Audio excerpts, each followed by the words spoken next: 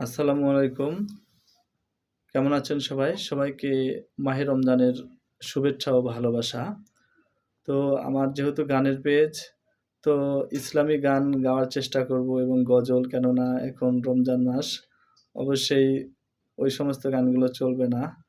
উম তারপরেও যাই হোক, আমি যে গজলটি গাওয়ার জন্য আজকে মূলত এসেছি, সেটা হচ্ছে আমার গ্রামের বাড়ি যেখানে, তো পাশের গ্রামের একটা হুজুর, উনার নাম ছিল ঈসা।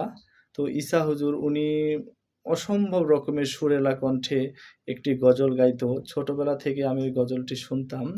মানে দেখা যাচ্ছে আমরা পথঘাট, মাঠে বা বাড়িতে থেকেই শুনতে পেতাম। খুব ভালো লাগতো, মন ছুঁয়ে যেত।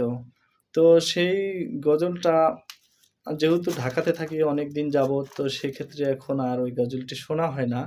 তো ছোটবেলার কথাটি মনে করে যতটুকু মনে পড়ে ততটুকুই গাওয়ার চেষ্টা করছি। যদি ভালো লাগে তবে আমার গাওয়াটা সার্থক। তো চেষ্টা করছি।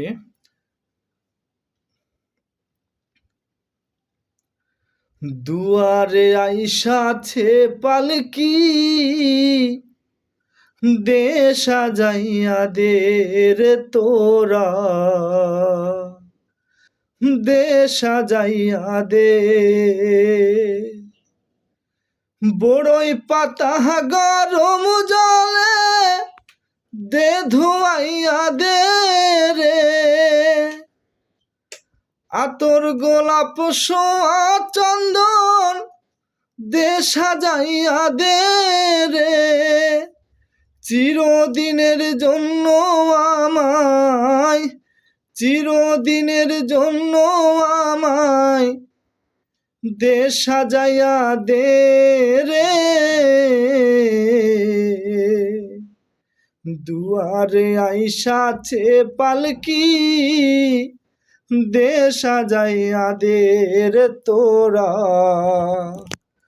দে সাজাইয়া দে।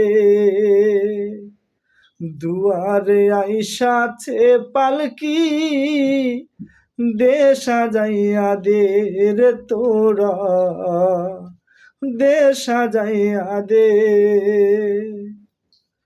৩.৫ হাত মাটির বিছানায়, ৩.৫ হাত মাটির বিছানায় দে শোয়াইয়া দে রে।